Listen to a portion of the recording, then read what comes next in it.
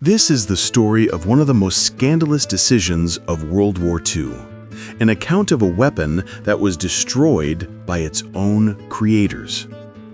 In 1941, the Red Army adopted the ZIS-2 anti-tank gun. It could pierce any Wehrmacht armor from a kilometer away. It was a technical masterpiece that was years ahead of its time. And yet, right in the middle of the war, the Soviet command made a catastrophic decision. The ZIS-2 was pulled from production. The official reason sounds like a cruel mockery, due to excessive armor penetration capability. But what shameful behind-the-scenes drama unfolded in the high offices?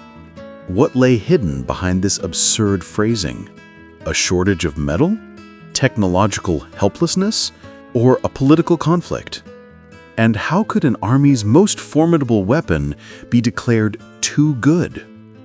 Watch until the end, because the most terrifying and thrilling battle this gun ever fought, which became a turning point of the war, awaits you in the final part. In the spring of 1941, just months before the start of the Great Patriotic War, the Red Army adopted an anti-tank gun named the ZIS-2. Its arrival was the result not just of design work, but of strategic foresight that, as it turned out, was premature. Already during the first proving ground tests, the gun demonstrated capabilities that seemed fantastic at the time. It could pierce up to 90 millimeters of rolled homogeneous armor at a distance of 500 meters. This was excessive, almost unbelievable power. At a time when German panzer divisions relied on the early PZKFW-2 and PZKFW-3 models, whose frontal armor rarely exceeded 45 to 50 millimeters, such power was akin to hunting sparrows with a heavy-caliber rifle. However, it was this phenomenal technical excess that became the gun's fatal sentence. By the end of 1941, during the period of evacuation, chaos, and a severe deficit of resources, ZIS-2 production was halted. The official statement issued by the main artillery directorate sounded almost absurd and paradoxical: excessive armor penetration. In reality, this was a bitter compromise between the needs of the front and the capabilities of industry. The leadership believed there was no point in wasting scarce, high-quality steel, highly skilled labor hours, and complex manufacturing cycles on a weapon whose potential could not be fully utilized against the existing enemy. Resources were redirected to the production of simpler, mass-produced 45mm anti-tank guns, which were sufficient to fight light and medium German tanks. Commanders on the front line, who had managed to appreciate the rare examples of the 57, continued to demand it insistently. They had seen its phenomenal accuracy and destructive power, but the only reply they received was shrugging shoulders.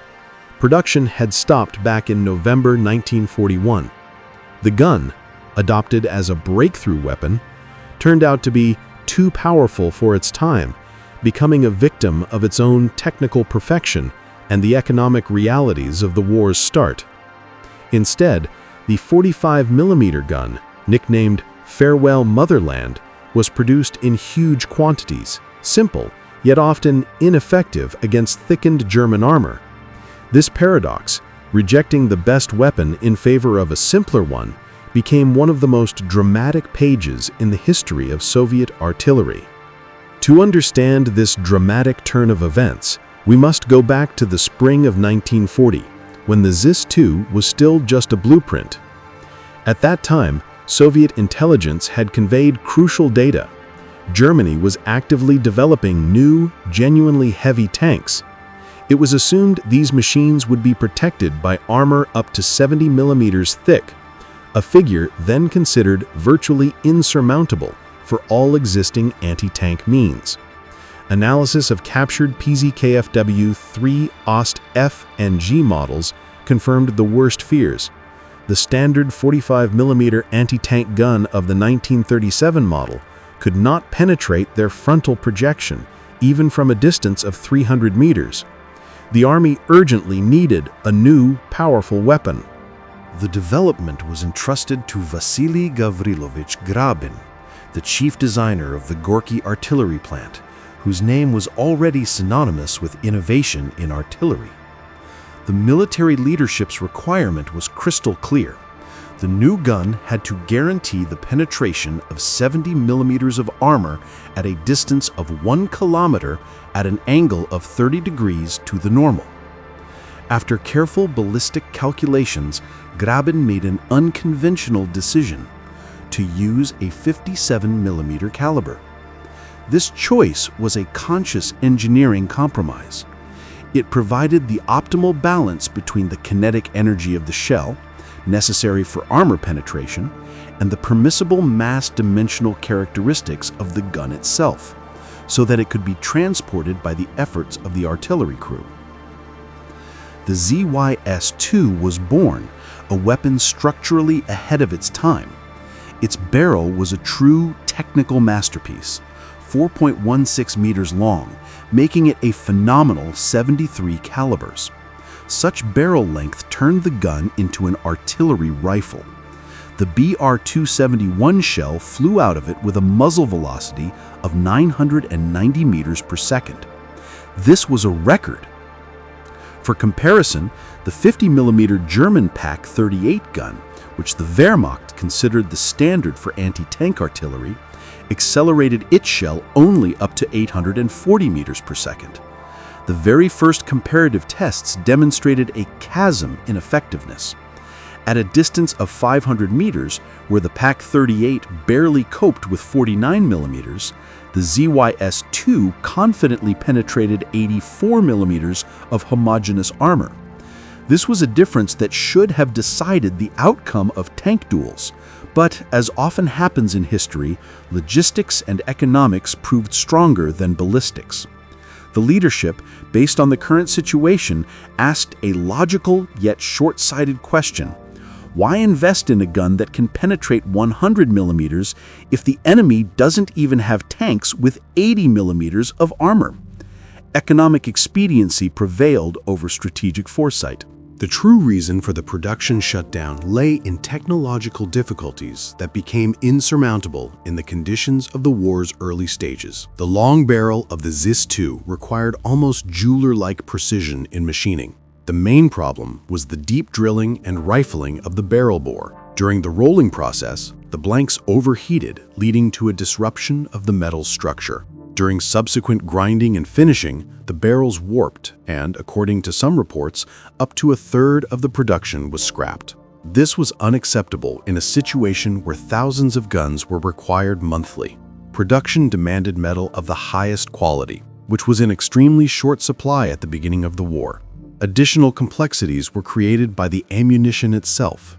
57mm caliber shells had not been previously manufactured in the USSR, which required creating new technological lines, tooling, molds, and quality standards from scratch. In the context of factory evacuations to the east, where equipment was mounted literally in open fields, setting up such a complex and demanding cycle became an unsolvable task. Resources were insufficient, deadlines were tight, and eventually, in November 1941, after the production of only 371 copies, manufacturing was halted. However, the few guns that had already reached the front did not go into storage.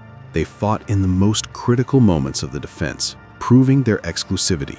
Near Moscow and Leningrad, where quantity was not as important as accuracy and guaranteed results, the ZYS-2 made an invaluable contribution. Its phenomenal ballistics allowed experienced crews to hit targets from unseen distances. These were literally single examples that served as a model for what the anti-tank weapon of the future should be. While the 45mm guns often worked at the limit of their capabilities, the ZYS-2 confidently hit targets, maintaining high accuracy. These guns, it seemed, were abandoned to their fate, forgotten in the lists of the excessive, but they were waiting for their moment, waiting for their real enemy. The turning point came in the spring of 1943. For the first time, a heavy German Panzerkampfwagen 6 Tiger tank was captured on the front line in working condition. Ballistic tests conducted at the proving grounds shocked the high command. The Tiger's frontal armor, reaching 100 millimeters and more, proved invulnerable to standard Soviet artillery. 45-millimeter guns could not penetrate even the side of this machine at a right angle. The main 76-millimeter divisional gun, the ZIS-3, the artillery's main workhorse, could only penetrate the Tiger's front at distances of about 300 meters, and only by using the extremely rare BR-350P subcaliber shell. Conventional high-explosive and even standard armor-piercing shells were helpless.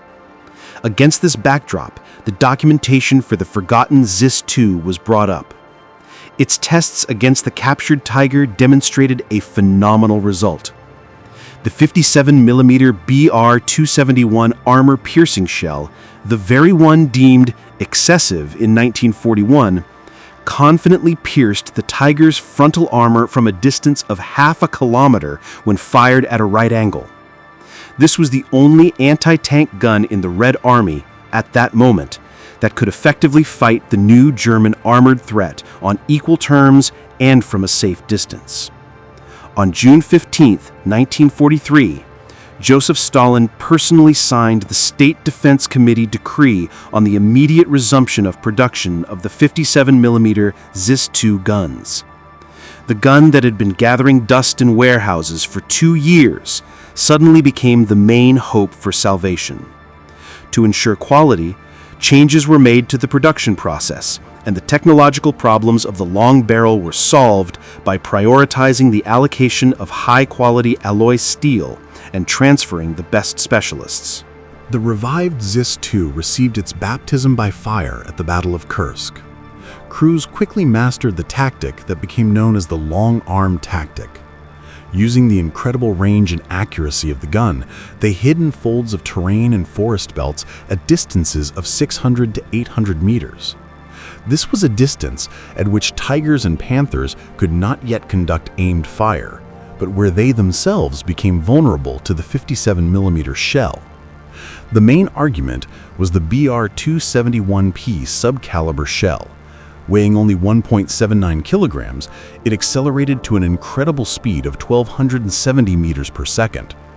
This was enough to penetrate up to 147 millimeters of homogeneous armor at a distance of half a kilometer, guaranteed to destroy any German tank, including the frontal armor of the Tiger I and Panther. The ZIS-2 allowed artillery crews to fire from distances where the 76mm and 45mm guns were already absolutely powerless. Near Korsun-Shevchenkovsky in January 1944, ZIS-2 crews, acting competently and decisively, destroyed heavy tanks, hitting their vulnerable sides from a range of up to 800 meters. This weapon became the tool of true hunters, light, accurate, and fatally dangerous for the Wehrmacht's most elite armor, forever dispelling the myth of its excessiveness. From the moment of its triumphant return in 1943, the ZIS-2 firmly took its place in the anti-tank defense structure. It became the backbone of the Red Army's anti-tank destroyer regiments. From 1943 to 1945, over 13,000 guns were produced, which speaks to its strategic importance and indispensability on the front. The 57 guns secured a reputation not just as an anti-tank measure, but as a universal armor hunter, capable of operating with high efficiency even in the most difficult conditions. But its story did not end with the conclusion of World War II. The ZS-2 earned its true fame as a long-range and accurate weapon in post-war conflicts. During the Korean War, North Korean artillerymen, applying the ambush tactics developed by Soviet frontline soldiers, successfully fought American tanks. Using its small silhouette and high accuracy, they engaged medium Shermans and even heavier Pershings, aiming for vulnerable spots, the sides and rear. Even more impressive was its use in 1967 on the Golan Heights. Syrian units used surviving but modernized ZS-2s, equipped with new sub-caliber shells, to counter Israeli armor. They managed to engage M48 Patton tanks, which were significantly more modern and better protected than the machines of World War II. Successful hits were recorded at distances up to 800 meters. This was an incredible metric for a gun developed even before the war began. Even 2 decades after its combat debut, the ZS-2 gun remained fatally dangerous for any armor, provided the gun crew was professional. The history of the ZIS-2 is a story of engineering foresight that clashed with the reality of scarcity. In 1941, it was considered too powerful for the war with thin armored machines.